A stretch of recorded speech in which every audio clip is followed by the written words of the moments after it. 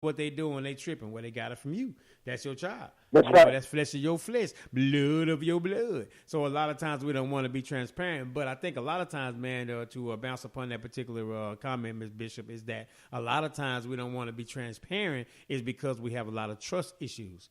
We don't know what Yeah. people would do with Right. that information. Man, I used to do That's so right. and so, so and so. Oh, really? Oh, really now? And then now they may go Yeah. tell somebody because you don't never know who they know. So then they go tell Right. somebody else, well, she used to have a problem with this. She used to have. Now they looking at you funny because we're very judgmental as a people. Or we're very religious. Right. Or we're Right. very filling up the church on That's Sundays right. and hallelujah, praise the Lord. But we are very, very judgmental as people. Very judgmental. I mean, because we are quick to Right. point the finger at someone because we don't understand or don't know, and we don't even care to know. We just want to be able to get up on our little, let's say, high horse, if you will, and be able to and look down on someone that's not doing it or saying it the way that we think they ought to do or say it. But again, what makes our way the right way is just our way.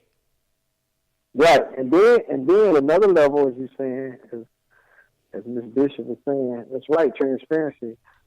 But not going to the extreme of transparency, because I don't see that. It's just balance. Yeah, they give too much. Yeah, you sometimes go, you give too much. far. Yeah. Like I heard this woman on on one of the radio shows. I think Tom Jonah. She was talking about I think she got raped or something like that, and she was just. It's not right or wrong. She was going, but it took her to a whole nother space. You see what I'm saying? It took her so deep there, and she was crying. I mean, they couldn't really talk to her, and she was blaming herself. And so that's what I'm saying. She really wasn't ready to talk about it like she thought she was, because it took her to. It can take you to a dark place where you won't come out of. So that transparency is not good when you have it. Like me, I've been to prison, and I'm not ashamed of. I'm not ashamed of it, and I'm not proud of it. Not neither one, because there's nothing to be proud of. Committing a crime and going to jail. There's nothing to be proud of. And a lot of rappers talk about it like it's something. But on the flip side, it's not for me to be ashamed of, because it changed a lot of things inside of me. But when I first went to prison, because we talking about transparency, it was hard for me to deal with it because I didn't know how to even deal with that stuff. I knew I didn't even want to kill myself. That wasn't never no option. But I'm saying, like, how can I don't even know how I'm going to do all this time. You know what I mean? Because that was in the beginning stage. I'm young. I'm only a teenager. I'm thrown in here with wolves. Yeah, I can fight, but these grown men in here, this is a whole nother level. Psychological game. And it was just by the grace of God that he protected me. But I didn't know.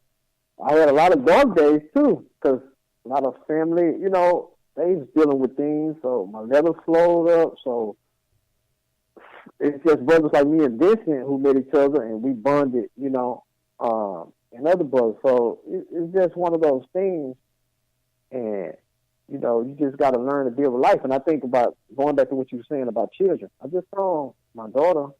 So I was letting her listen to some of the songs on the CD, and she said, "Daddy, you been to jail?" I was like, "Yeah, baby," because she's old enough for me to talk to her.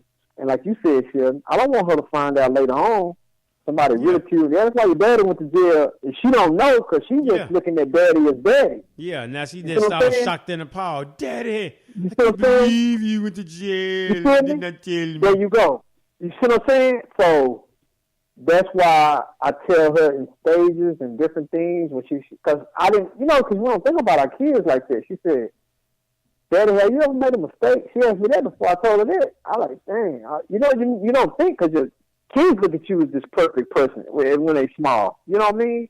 Yeah. So I'm like, yeah, baby, daddy made a lot of mistakes, and then you learn from them, and then you use it as a teaching tool. You know what I mean? So that's how I pretty much try to live life. But I think sometimes people go too far, bro. Like, and they stay stuck there when they. And I can't speak like 'cause that's your experience, but like even some guys went to prison. They mad at the world when they come out, bro. They mad because people fell off on them and different stuff. You ain't right when you come see me, and they aggravated. And a lot of men, bro, in that institution, they be bitter toward women, bro. For Bruh, real. it's funny you said something about the institution, Tell man. me, Miss bro. Bishop made a comment though, bro. Real quick, she said that her brother will be home in 8 days, and she said that she Yeah. prays that he can turn this situation into a positive situation the way Brandon has.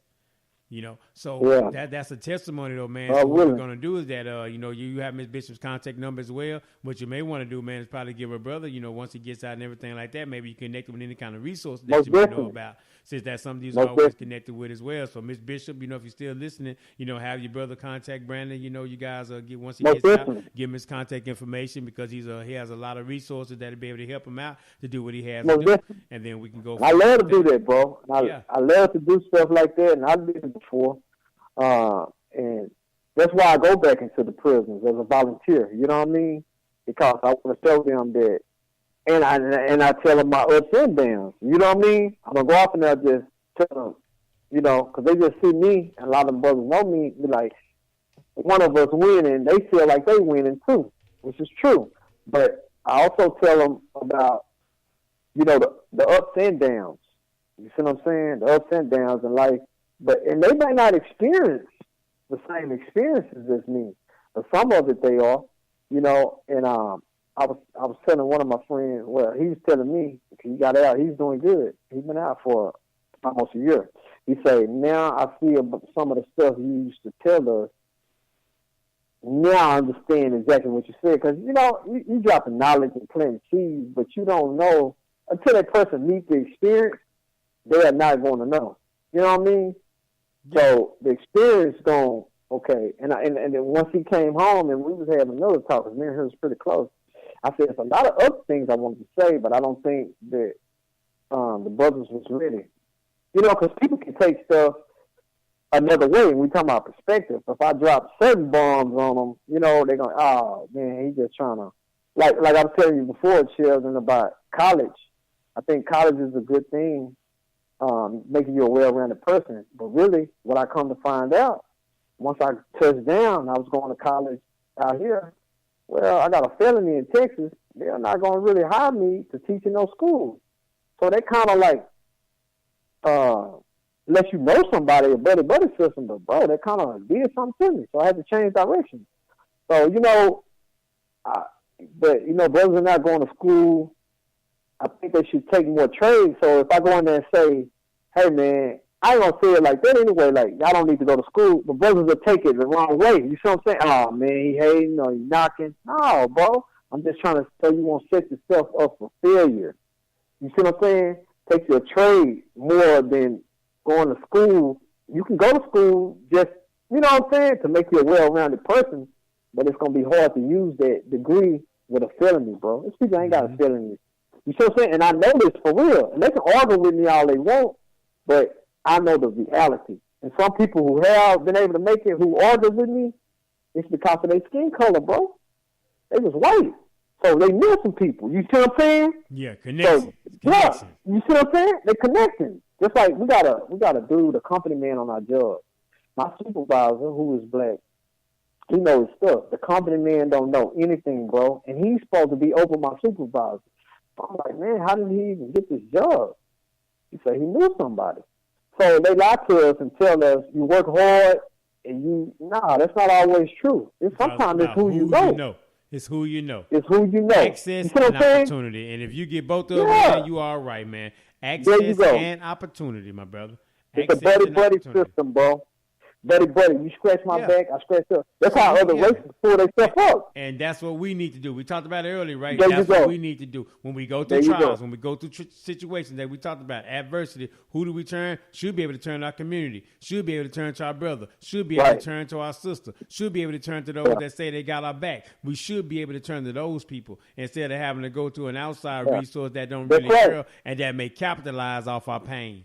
You understand what I'm saying? What do we do? We got to be able to get on, man. Yeah, we got to get it in, brother. But what do we do? It's going back to what we talking about tonight. We crush each other and criticize. Like, when Tyrese, we're going back to that point. Remember, when he was crying out about they made a lot of fun of that dude. Everybody made a meme. Now, it's all fun and games, but if the brother killed himself or something, now you got teardrop memes. You see what I'm saying? So you see how we crush each other And when we try to get ahead and help support each other, we always pull each other down. This time back to our crab in the bucket thing. We just do it so much. I think it's just magnified with black people so much because we've been suffering so long more than any other race. That's why it's so magnified. You know what I mean? And we should, out of all people, it's an oxymoron. We should, out of all people, try to stick together because we the one catching the most hell as a group. But psychologically, there you go. Go back to the winning end. So I understand that. Yeah. But it's like we're changing it. A lot of us are coming out of it, bro. We're trying to change the dynamic. That's up and has not hit the snooze button. And I applaud you and your efforts. Continue to stay awake, stay up, and alert everybody else that's around you that will listen to you. You don't have to force feed information. You don't have to force feed the truth. Just continue to live your life and do the best you can the way you can do it. Guess what? They'll come around eventually. They'll come around, especially if whatever they're doing is they're not feeling good about it no more and want to see a change. Just stay consistent. Just stay consistent. That's right. It's going to go down. And then, you know, we're greater than our circumstances because this stuff ain't going to last. You know, just think about it. Whatever you've been through, whether it's good or bad, it's not going to last forever. It don't even last a whole lot of time unless we create these things in our mind. So we just, you know, it's just a moment, bro. Like they say, a moment in history. It's just a moment. Even when you get into it with your spouse, that's not the normal thing that happens. The normal thing mostly happens is that y'all love on each other, kiss each other. You know what I mean? And that's just far and few in between. Yeah. But we magnify it, and sometimes we create it and make it worse than what it seems. But like you said, bro, they say a family that prays together stays together. If we do a lot of more praying, I'm a true believer in that. But that's just not enough. I'm not saying that. I don't want to say prayer is just enough. Just because people need counseling, we need to talk about these things. But if we but me and you said this before, this show is therapeutic. You know what I mean? Yes, sir. It's food for the soul. To me, it is, man. To you and to the listening audience as well, though, man, because we're able to get this stuff off our chest, things we're thinking about, things that we want to talk about, things that's near and dear to us. We're able to get it off our chest. Whether we got 10 listeners, 15, 500, or 8, the message will still be out there, and it's out there on the internet, the World Wide Web. So that means you can grab it and go to it whatsoever you feel like it, because that's what it's about, though, man. We're using this as our therapy table, as our therapy couch, if you will, to be able to get those things out to the community, because we're Black Power to the max. We love our people. Not saying we hate nobody else, but it don't really matter what nobody else feel or how you feel. Love my people. Love my people. I'm not worried about the Stockholm Syndrome or being accepted by anybody else for anything. I want my people to do our best. Stop killing, stop the violence, love one another, turn to one another, help one another, because we killing over blocks that we don't own. We killing people that we can't replace. Babies dying, old folk dying, young folk dying. Everybody is leaving this bad boy. What will you do with the time? The time that you have been given, man. And then what kind of legacy are we leaving behind? See, that's what, and I addressed it in one of my songs on the CD. I say, you know, what kind of legacy? I wonder what's going to happen to people coming after me. What I'm basically addressing, you know, as you mature and grow, you know, you should think about the greater good of, you know, the community, that you want to keep it going. Because you don't want them to follow the same things that you grew up with. You got to change those dynamics, you know? Mm-hmm. So, you're exactly right, bro. We got to break these mental shackles, but we got to start with being honest, too, with ourselves. Because conditions won't change till you change what's inside of you. So I got to look in that mirror, and I say this on the phone. I look in the mirror like, who am I? Used to be living my life like do or die. You know what I mean? Because, you know, you're playing Russian roulette out here when I was robbing people, you know, because it's, you know, you think you're going to go rob somebody, you might get killed. You see what I'm saying? Not just go to jail. Somebody might be ready for you. So that was a mercy, you know, that, because I know about situations. I had a close friend, one of my mom's friend, her son got killed